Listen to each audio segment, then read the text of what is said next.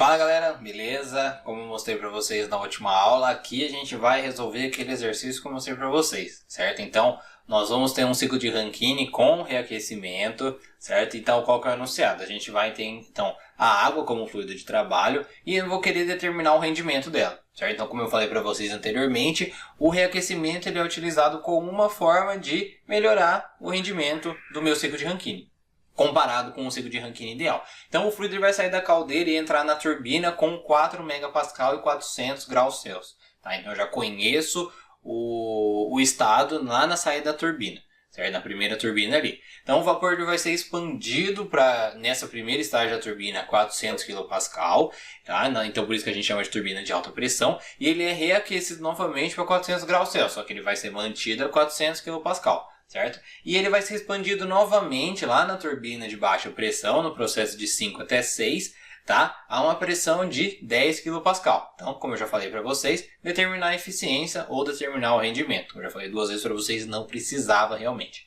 Beleza?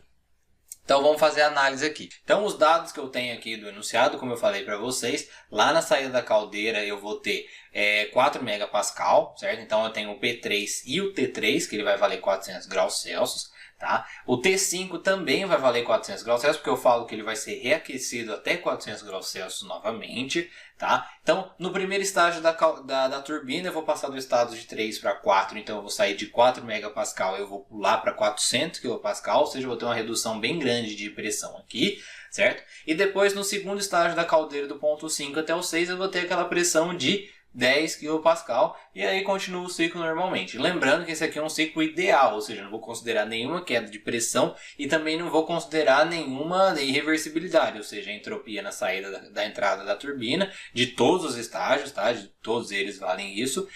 A entropia na entrada da turbina vai ser igual na saída, a mesma coisa para a bomba, certo? Aqui normalmente. Então eu gosto de fazer, como eu já mostrei para vocês, um passo a passo bem detalhado de cada um dos processos que eu tenho que fazer aqui. E a primeira coisa que eu sempre gosto de fazer é determinar o estado em cada um desses pontos, do ponto 1 até o ponto 6, ou seja, determinar a entalpia, determinar a entropia onde precisar, determinar o volume específico onde precisar. Então eu vou fazer tudo isso aqui agora.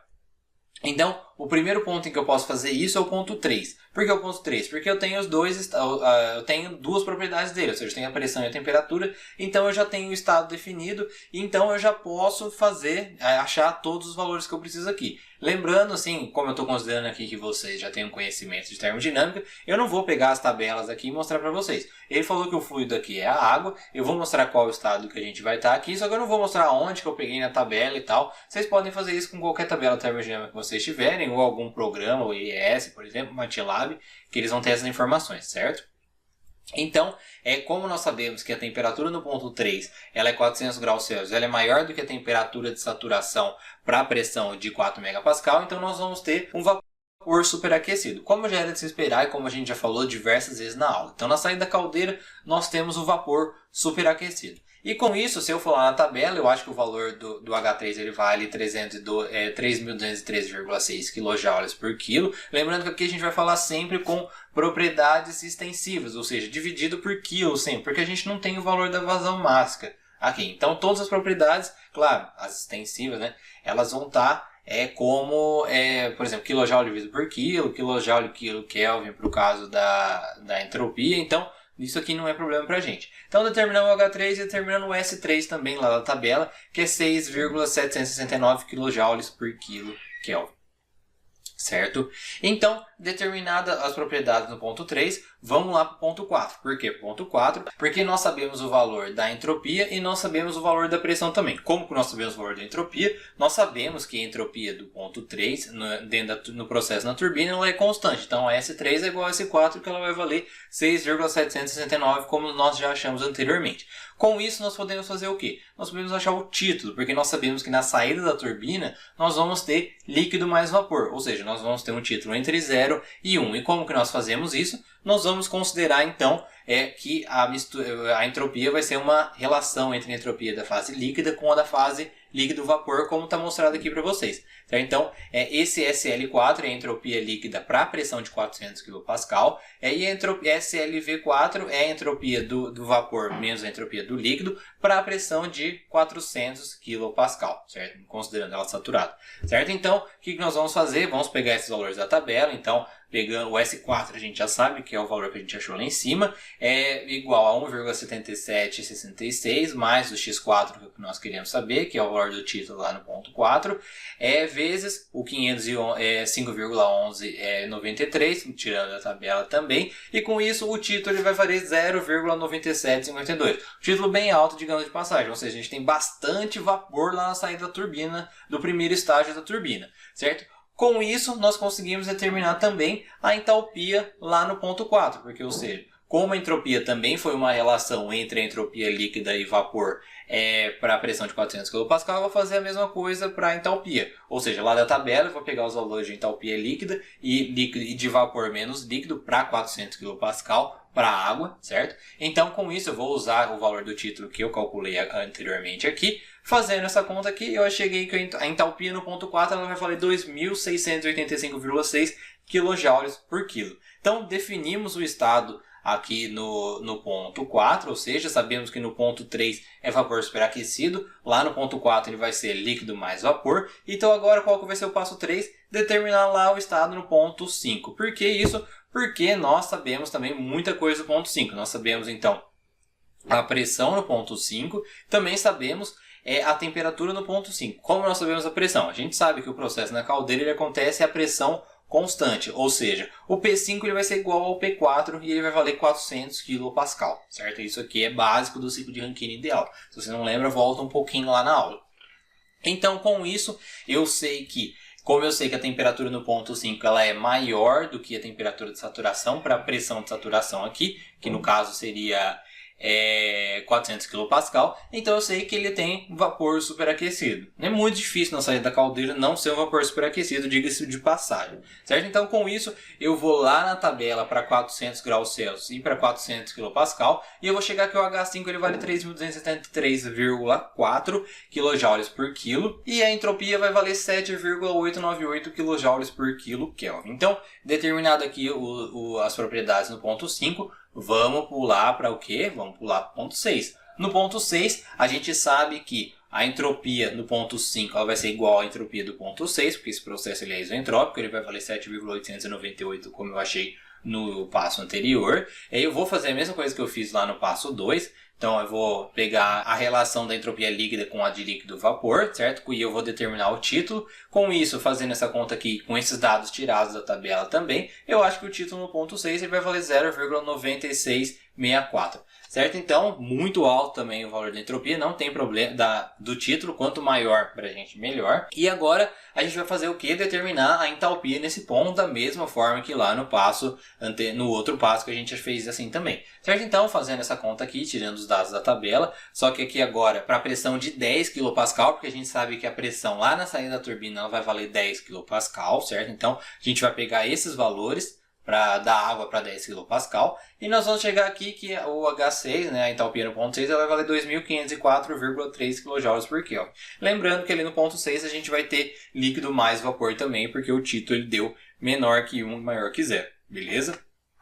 Então aqui agora o que a gente vai fazer? Determinar o estado do ponto 1. A gente sabe que lá na saída do condensador nós vamos ter sempre líquido saturado, ou seja, título igual a 0. E a gente sabe que o processo de 6 até 1 ele acontece a pressão constante, ou seja, o P1 ele é igual ao P6, que ele vale 10 kPa. Com isso, é só a gente ir lá na tabela para líquido saturado, certo? Pegar os valores para pressão de 10 kPa. Então a gente achou que o volume específico ele vai valer 0,001 metros cúbicos por quilo e o H1 ele vai valer 191,8 kJ por quilo. Por que a gente pegou aqui o valor do volume específico? Porque a gente vai utilizar para determinar os estados no ponto 2. E aqui então agora, por último, nós vamos definir os estados aqui no ponto 2, lá na saída da bomba. E na bomba, lembrando que a gente vai ter uma certa particularidade aqui. Isso por quê? Porque lá na saída da bomba nós vamos ter líquido comprimido.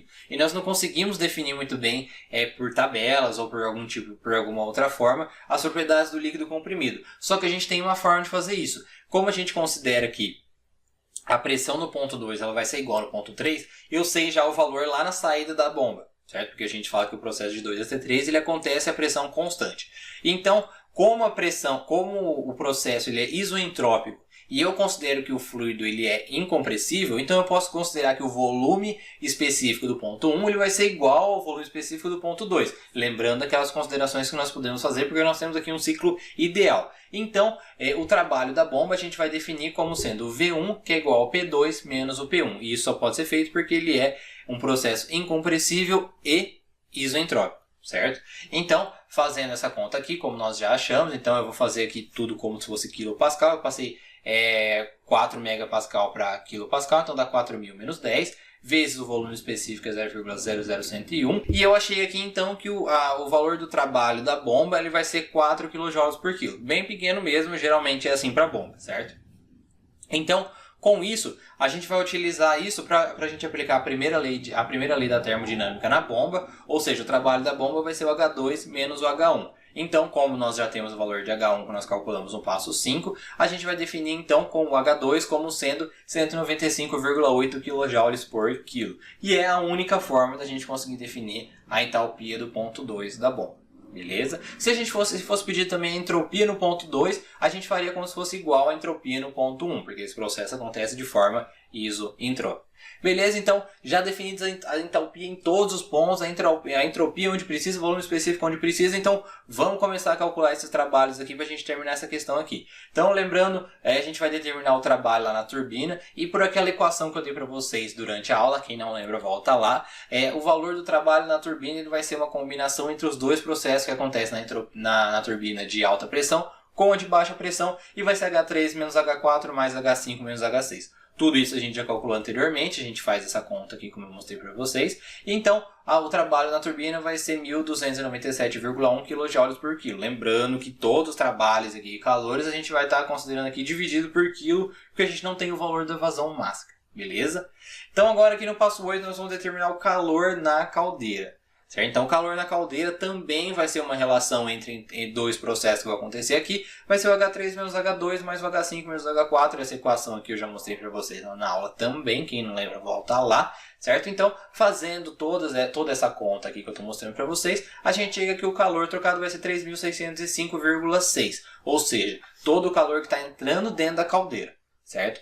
Então agora, já calculado aqui o valor do trabalho na turbina e o valor do calor na caldeira, nós vamos poder então definir o rendimento. Lembrando que o rendimento ele tenta relacionar o trabalho o trabalho líquido, ou seja, o trabalho que eu produzo na turbina, menos o trabalho que eu gasto na bomba, a partir da energia que eu estou inserindo na caldeira. Ou seja, eu estou inserindo calor lá e eu quero o máximo possível de trabalho na minha turbina. Ou seja, quanto maior o rendimento, melhor para a gente, mais energia a gente consegue gerar. Beleza? Então, fazendo essa conta aqui, a gente pega o valor do que a gente calculou anteriormente do trabalho da turbina, 1.297,1, como a gente calculou no passo 7, menos o trabalho da bomba, que a gente calculou ali no passo 6, para calcular o valor da entalpia no ponto 2, e dividido pelo calor, né, que a gente já calculou ali no passo 8. Então, a gente chega que o valor do rendimento vai ser 0,359, que é igual a 35,9%. Um rendimento bem pequenininho mesmo, só que como a gente já pode esperar. Beleza? Então, pessoal, era essa a resolução para vocês. Qualquer dúvida, podem deixar aí nos comentários. E valeu, eu vejo vocês na próxima aula.